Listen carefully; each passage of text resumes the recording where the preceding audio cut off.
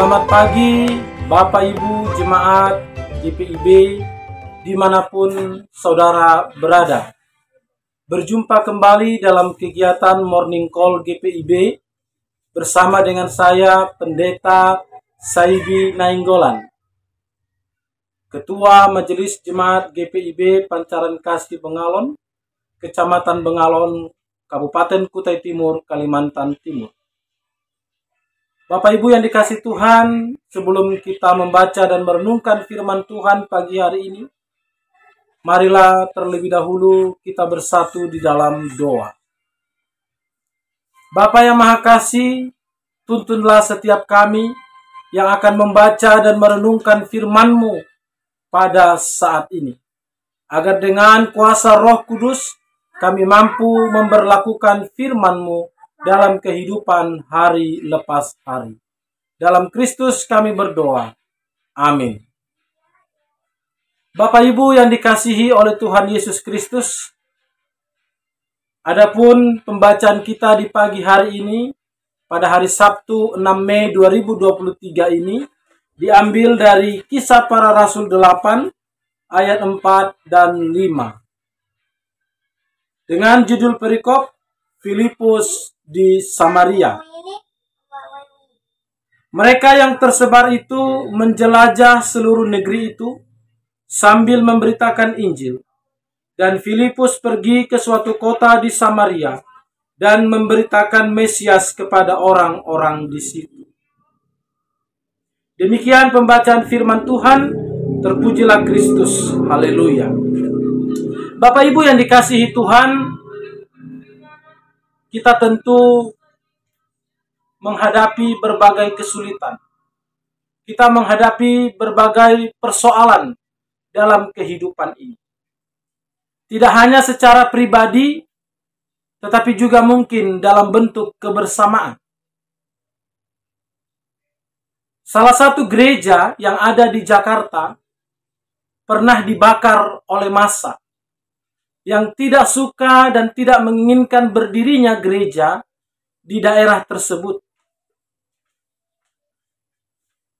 Tetapi sebenarnya jauh sebelum peristiwa kebakaran itu, gereja, artinya seluruh pengurus gereja, telah mengajukan atau berupaya agar izin mendirikan bangunan tersebut boleh keluar atau disetujui.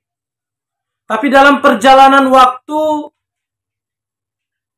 izin tidak juga keluar.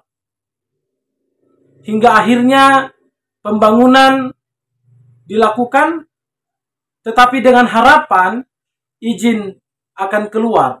Artinya sementara memulai, izin diurus sedemikian rupa. Tapi rupanya massa atau masyarakat yang tidak menginginkannya dengan semena-mena membakar atau merusak bangunan yang telah mulai didirikan.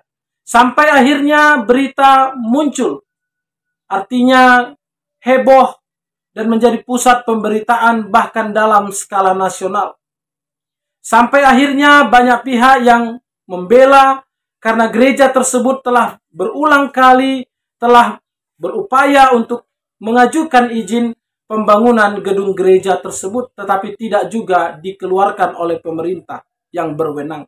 Sampai akhirnya ada tekanan-tekanan dari berbagai pihak, dan pada akhirnya gedung gereja tersebut mendapatkan IMB untuk bisa mendirikan bangunan yang layak.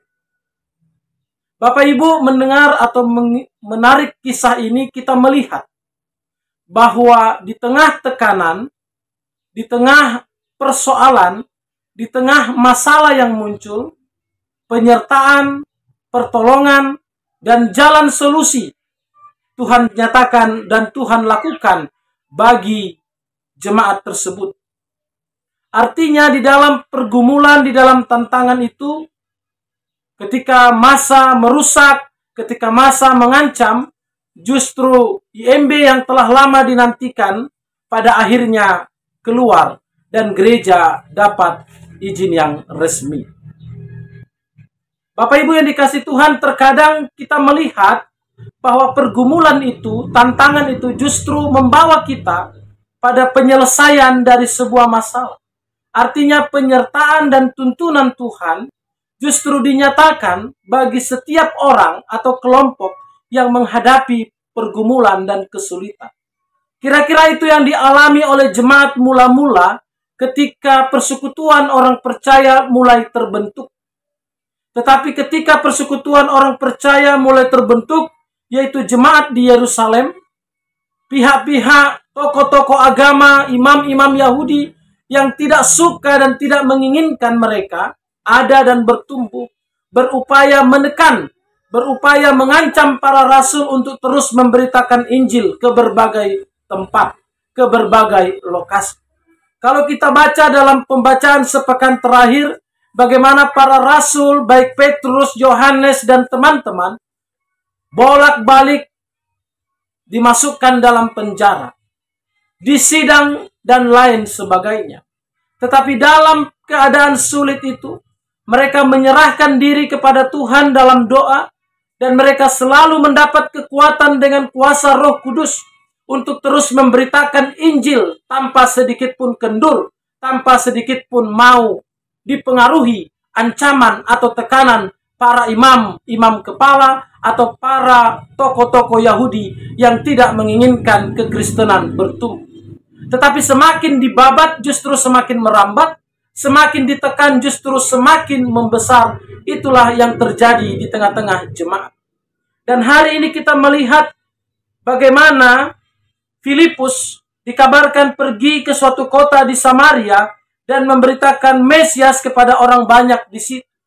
Tapi kalau kita baca dalam ayat sebelumnya, Filipus adalah kelompok atau orang-orang yang turut lari atau melarikan diri karena tekanan, karena ancaman, karena konflik yang mereka alami ketika seperti Stefanus dibunuh dengan cara yang sangat tragis.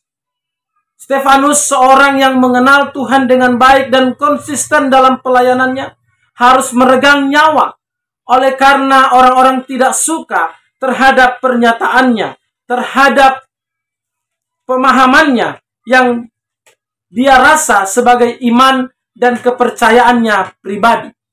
Dia mampu menyatakan apa yang benar, dia mampu menyatakan apa yang sesungguhnya. Tetapi dengan itu dia harus mati dengan cara yang sangat tragis. Ketika dia dilempari, dia dianiaya dengan begitu kejam oleh orang-orang Yahudi. Dan dalam pasal 8 ayat 1b dikatakan pada waktu itu mulailah penganiayaan yang hebat terhadap jemaat di Yerusalem. Jadi tidak hanya Stefanus yang menjadi incaran dan yang diancam, tetapi juga orang-orang atau jemaat-jemaat yang sudah mulai mengenal Kristus. Tapi dikatakan kecuali rasul-rasul tersebar ke seluruh daerah dan Yudea dan Samaria. Artinya jemaat atau orang-orang percaya yang ada di Yerusalem karena tekanan, ancaman yang ada, dengan terpaksa harus meninggalkan kampungnya, tempatnya, dan pergi ke Yudea maupun ke Samaria. Bahkan dikatakan Saulus, orang yang begitu tidak menyukai kekristenan muncul, orang yang begitu kejam terhadap pengikut-pengikut Tuhan, pergi ke rumah-rumah, menangkap dan menganiaya mereka dengan sangat jahat. Dalam ayat 3, tetapi Saulus berusaha membinasakan jemaat itu dan memasuki rumah demi rumah dan menyeret laki-laki dan perempuan keluar dan menyerahkan mereka untuk dimasukkan ke dalam penjara.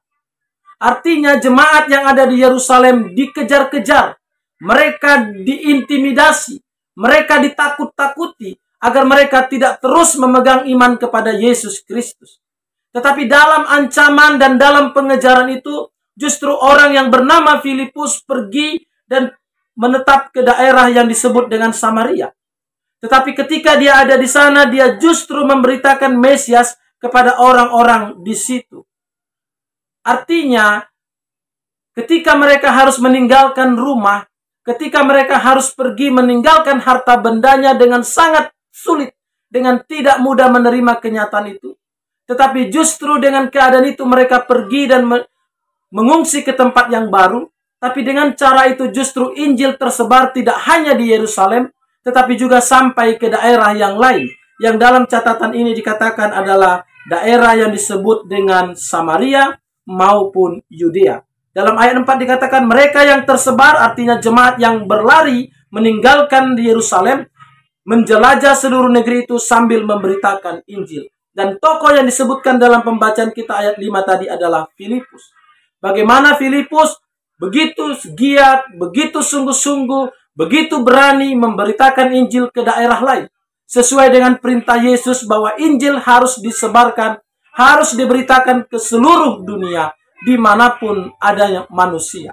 Yang menarik Bapak Ibu sekalian, dari sini kita melihat, mengangkat dari cerita gereja yang ada di Jakarta tadi, ketika mereka berupaya, berusaha untuk mengajukan pendirian bangunan gereja, tapi dengan berbagai syarat-syarat yang ada mereka penuhi, tetapi tetap saja IMB tidak pernah bisa diterbitkan.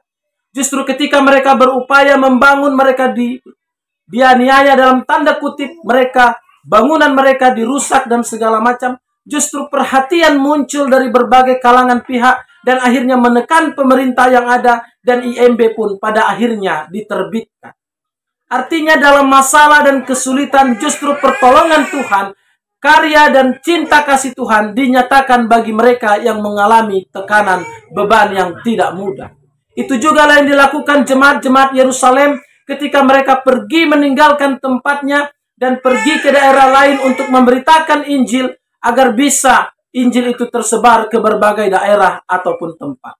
Nah, ini menjadi pelajaran bagi kita Bapak Ibu, bahwa pertama, kalau kita menjumpai masalah, kita menghadapi masalah, bukan justru kita menjadi orang yang tidak mau berusaha, menjadi orang yang putus asa, menjadi orang yang pasrah dengan keadaan yang ada. Bukan justru menyalahkan situasi, menyalahkan orang lain, terlebih menyalahkan Allah dalam segala tantangan persoalan yang kita hadapi. Justru dengan tantangan persoalan yang ada, kita akan diberikan kuasa, diberikan kekuatan oleh Allah untuk menyelesaikan setiap masalah itu.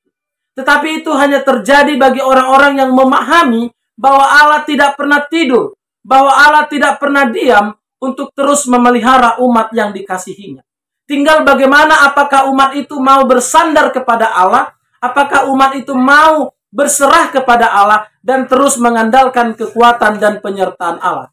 Dan salah satu sifat yang bisa kita lakukan, sikap yang bisa kita perbuat adalah dengan berdoa.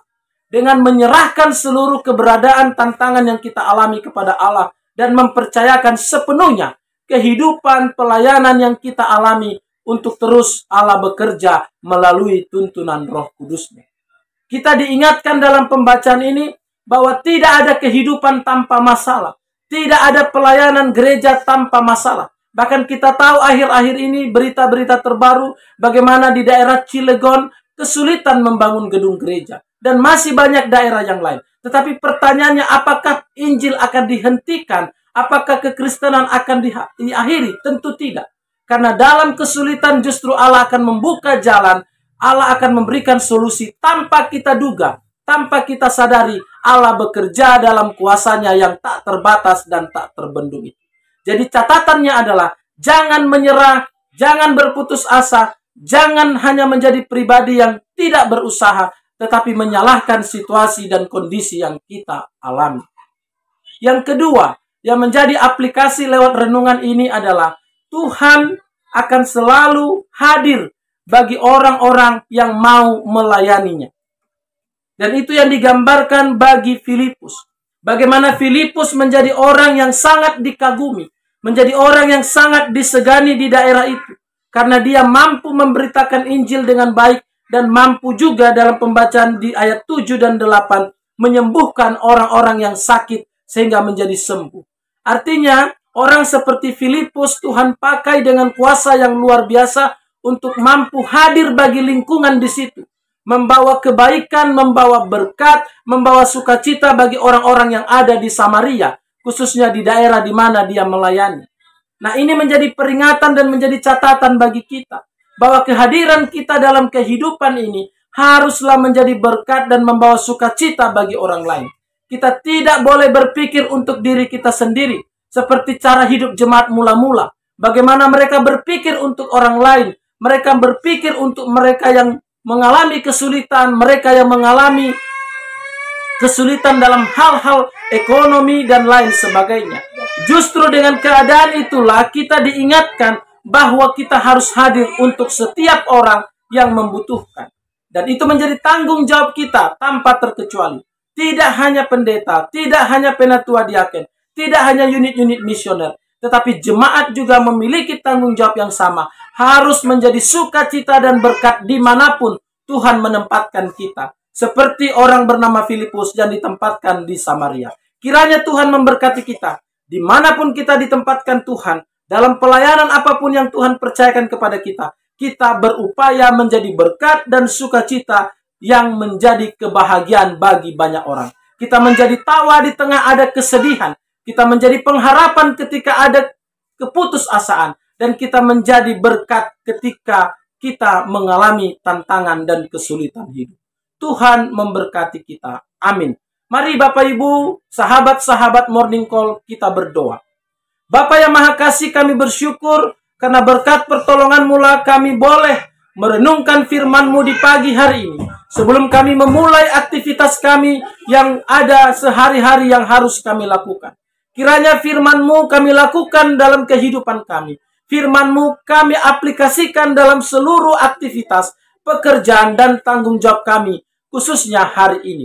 Berkatilah jemaat-Mu yang ada dimanapun mereka berada. Berkati juga seluruh hamba-hamba Tuhan yang ada, yang bertugas melayani jemaat-Mu. Biarlah kami semua menjadi berkat bagi banyak orang. Dalam Kristus kami berdoa. Amin.